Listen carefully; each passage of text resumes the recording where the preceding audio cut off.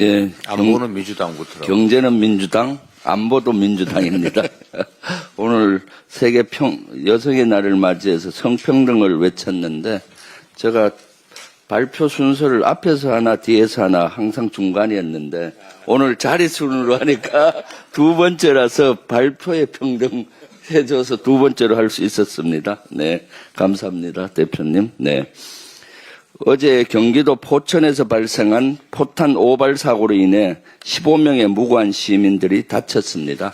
피해자분들께 깊은 위로의 말씀을 드리면서 빠른 회복을 기원합니다.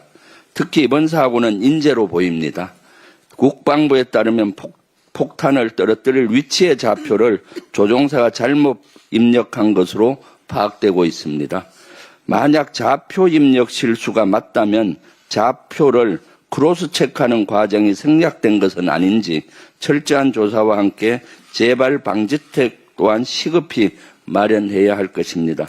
민주당 국방위원들은 오늘 오후에 현장을 찾아 상황을 점검하고 주민들을 만나볼 예정입니다. 잘 듣고 와서 깊이 고민하겠습니다. 민주당과 국회 국방위 차원에서 할 수 있는 모든 노력을 기울이겠습니다.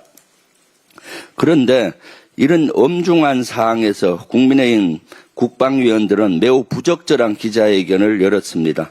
국민의 목숨이 왔다 갔다 하는데 이미 끝난 사안을 놓고 또 정치 공세를 펼쳤습니다.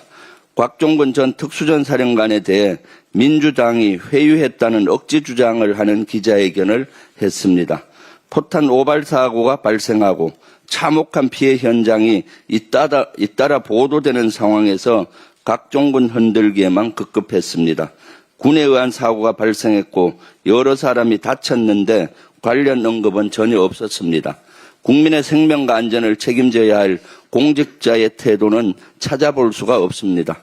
피도 눈물도 국민의 아픔도 없는 정권 유지를 위한 권력욕에 사로잡힌 선동 기자회견으로 보입니다. 기자회견 내용 또한 아주 엉터리였습니다. 최근 한 언론이 공개한 곽종근의 녹취를 근거로 민주당이 곽종근에게 양심선언을 강요하며 협박했다는 주장입니다. 그런데 곽종근 측 변호사에 따르면 그 양심선언을 언급한 사람은 정치권이 아니라 곽종근의 고등학교 동창들입니다. 그 변호인은 그러면서 김종주 의원이 내란죄 처벌을 언급했다면 만나지 않았을 것이라고 곽종근의 발언을 공개했습니다. 이미 곽종근 전 사령관은 해유는 없었고 양심에 따라 진술했다고 아주 여러 번 밝힌 바 있습니다. 또 곽종근의 녹취를 TV조선에 제공한 사람은 국민의힘 경기도 지역 당협위원장이라고 변호인은 밝혔습니다. 국민의힘은 윤석열 탄핵 심판이 임박하니까 최후의 발악을 하는 겁니다. 그렇다고 최소한의 검증도 없이 엉터리 의혹을 제기합니까? 진짜로 한심합니다. 참으로 한심합니다. 곽종근 해유 논란은 이미 끝난 일입니다. 곽종근 본인은 물론 이상현 특전사 1공수여단장, 1공수여단 작전참모, 김영건 방첩부대장 등 이미 여러 명이 국회의원을 끄집어내라는 대통령의 지시가 있었다고 한 목소리로 증언했습니다. 그렇습니다. 곽종근 해유는 누군가의 말처럼 호수 위에 떠있는 달 그림자와 같습니다.